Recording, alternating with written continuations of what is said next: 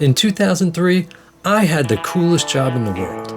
I was a production assistant at Fantasy II Film Effects in Sun Valley, California, and I got to work for the late legendary effects master Gene Warren Jr. and his sons Chris and Gene III, helping them create spectacular visual effects sequences for films like Guillermo Del Toro's Hellboy, Resident Evil Apocalypse, and The Punisher. Along the way, I got permission to bring my video camera to work, and I collected some truly incredible, never-before-seen footage of the behind-the-scenes work to produce these breathtaking effects the old-fashioned way, by blowing stuff up. The Warren family is truly a dynasty of practical special effects wizards. In 1960, Gene Warren Sr. won the first ever Academy Award for special effects for The Time Machine. Gene Jr. followed in his footsteps, bringing a time-traveling cyborg to life in the original Terminator, and then winning his own Oscar for Terminator 2 in 1991. Gene's special effects work had been a huge influence on me going back to my early childhood. He brought the dinosaurs to life in Sid and Marty Krofft's Land of the Lost TV show from the 1970s. As a PA, I swept the floors a lot, but also assisted every department, helping model makers fabricate tiny set pieces in Dixie cup molds to build incredibly detailed miniature sets, and also helping pyrotechnicians lay explosives and blow those sets up. Fantasy II was busy that entire year, mostly working on Guillermo Del Toro's Hellboy, but also for a couple of effects for Resident Evil Apocalypse.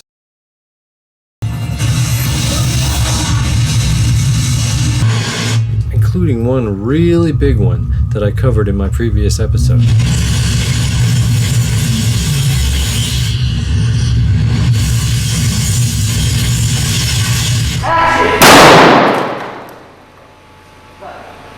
We also blew up a lot of miniature cars for the Punisher movie.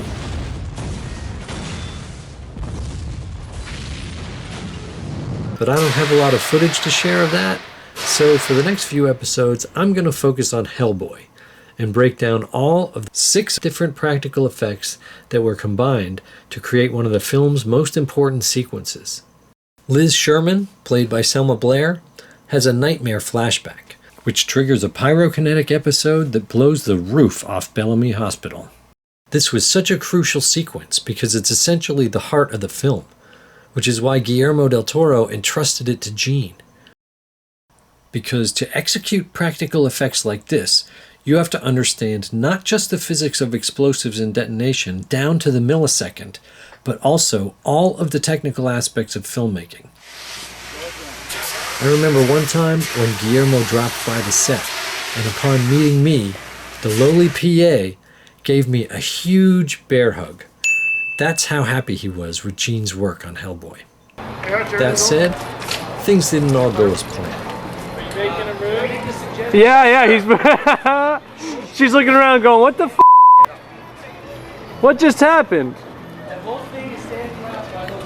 Fantasy II was given the task of 7 total VFX setups, 6 of which were executed flawlessly.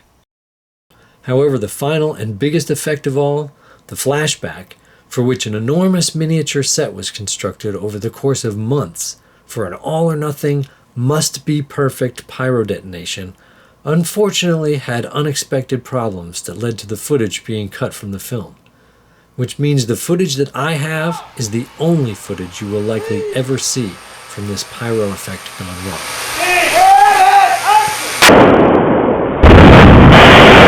However, I'll be saving that for a later episode. First, I want to break down each of the other practical effects elements that, when edited together, created this magnificent sequence. So today, I'll focus on 2. First, you might think the blue fire engulfing Liz Sherman in the bed was created entirely with CGI, but it was actually filmed as separate elements of real flame, which were then composited digitally with the footage of Selma Blair. Sadly, I have no footage of this, but I was there and I can describe the process because it was really cool.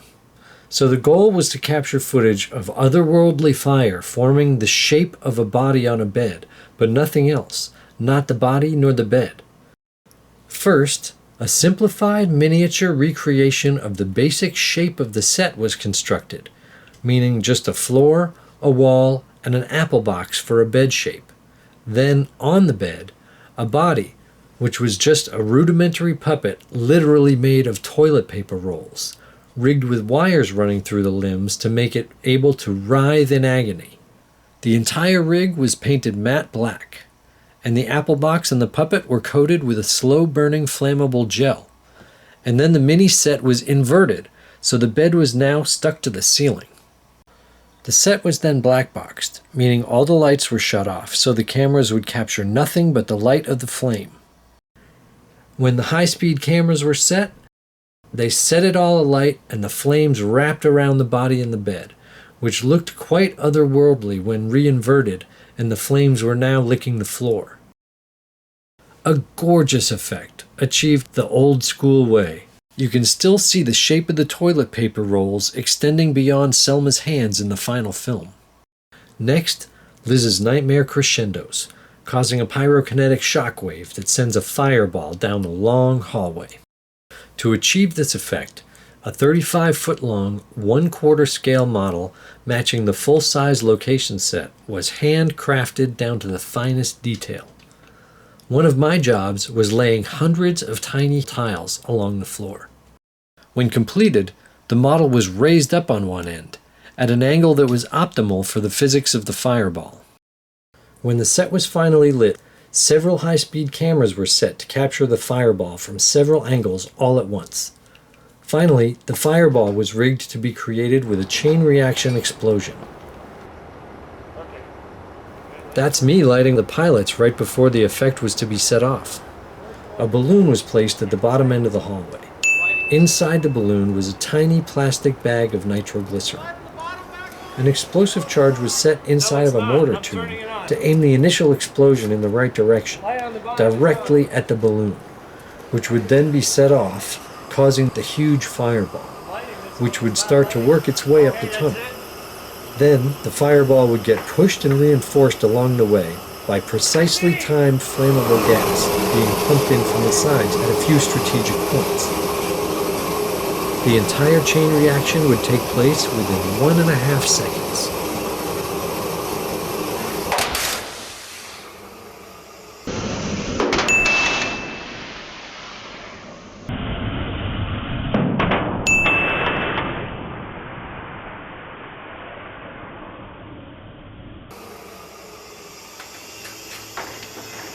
As soon as the effect was over, several of us had to jump into action to put the flame out. It all went off without a hitch, but a second take was done for safety. Believe it or not, the whole process didn't damage the tunnel too much other than singeing the walls a bit, so it was done a second time with just a slight adjustment to the explosive cocktail.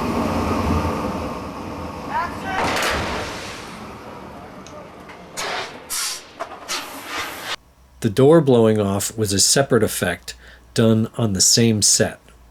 Next time on Old School Effects, I'll show you the exploding window effect and the breakaway Bellamy Hospital exterior explosion shot, which took months to execute. Meanwhile, if you like this video and want to help me complete the series, please like, subscribe, and hit the bell. Also, please consider becoming a patron or buying some merch from my store. I've got lots of unique designs, and I get a couple of bucks per shirt. See you next time on Old School Effects Behind the Scenes.